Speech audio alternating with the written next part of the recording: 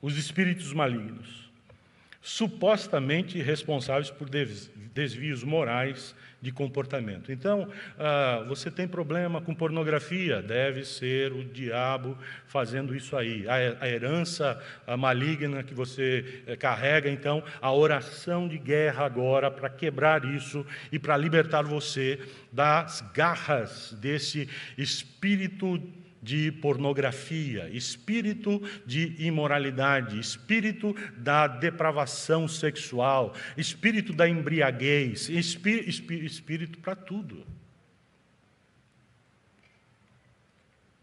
O método consiste em vocalizar a ordem, eu te amarro em nome de Jesus, normalmente. Essa oração supostamente libertaria a pessoa do poder dos demônios. Não fica parecendo varinha de condão? Varinha mágica, plam, agora eu te mando, plá, acabou. Você está livre, olha que maravilha. Assim, ó, mágica.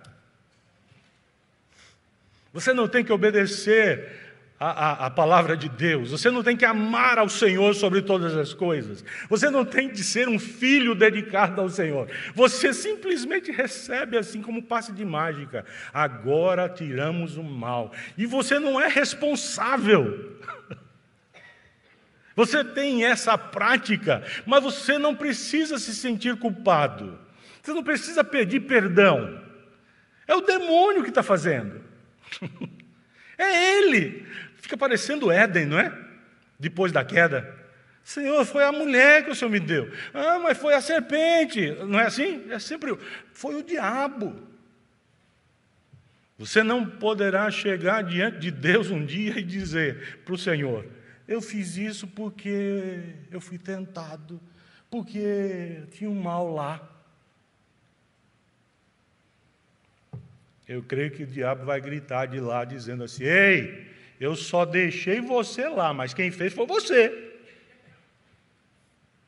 Foi você que quis. Queridos, deturpações, e precisamos reconhecê-las. Contudo, como outras práticas de oração adotadas pelo movimento, não encontramos qualquer fundamento bíblico para essa modalidade de oração. Oração de guerra. Oração para amarrar demônios, forças hostis do mal. Não encontramos base bíblica para isso. Outro tipo de conceito equivocado, usando a oração, enfrentamento de espíritos territoriais. Como nós já dissemos, existem espíritos, segundo eles, espíritos malignos que controlam ambientes, territórios, geográficos, sociopolíticos, econômico, geográfico.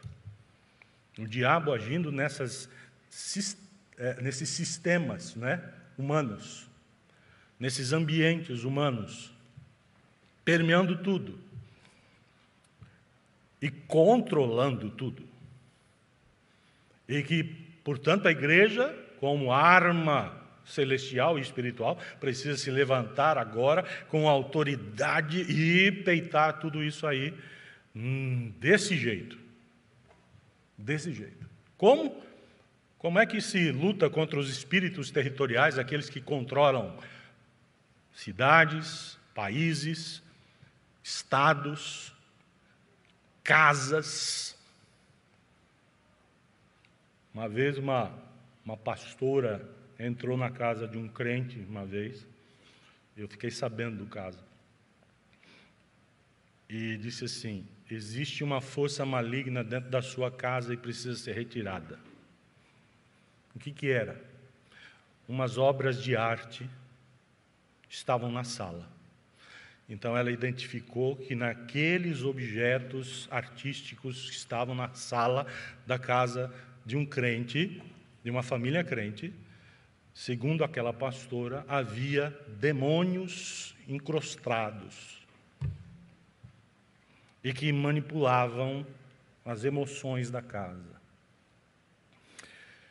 E tinha que quebrar aquelas obras de arte. tentando influenciar famílias. Assim, numa visita, numa entrada na sua casa, de repente começa a afirmar para você, está aqui, ó.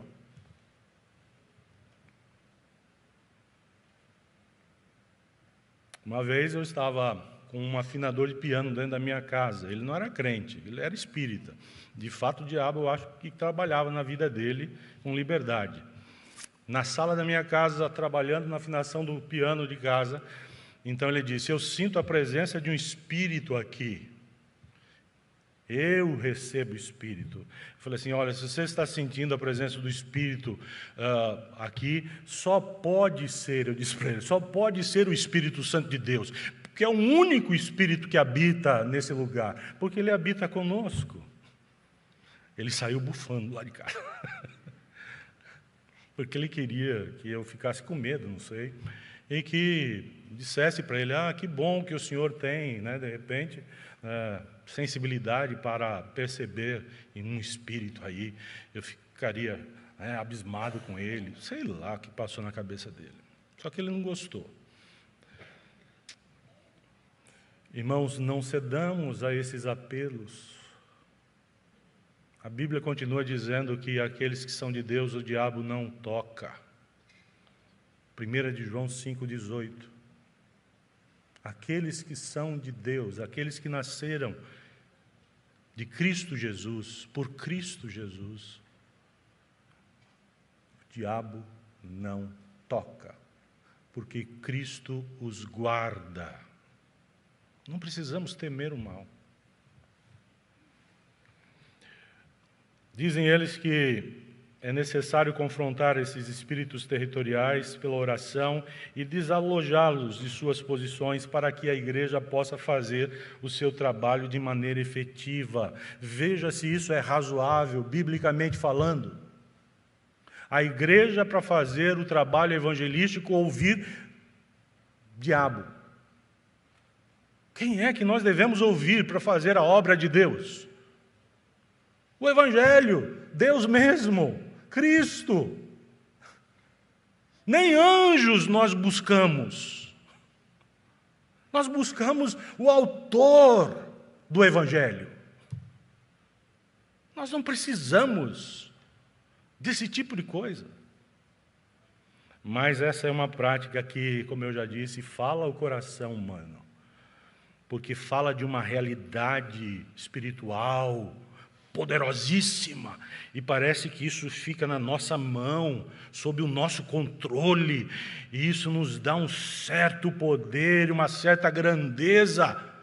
O caminho de Deus não é esse para nós. O caminho de Deus não é para que nós cresçamos, mas para que nós diminuamos. E quanto menores nós formos aqui, debaixo da grandeza de Deus, tanto melhores crentes seremos. Terceiro lugar aqui, sobre espíritos territoriais. Sem evidências bíblicas, eles afirmam, os adeptos do movimento, que a oração não somente funciona como arma para agredir tais espíritos, como também movimenta as hostes angelicais para lhes resistir. Então, veja, tem dois viés aí, não é? Ao mesmo tempo que a oração de guerra serve para o confronto com os demônios e os espíritos malignos, também serve para movimentar as hostes de Deus, as hostes celestiais, a nosso favor. Veja como eu sou poderoso. Vocês estão vendo? Com uma só oração eu boto o diabo para correr e trago os anjos do céu para fazerem a obra que eu quero que aconteça e que eu estou dizendo que está acontecendo. Poderoso, perigo terrível.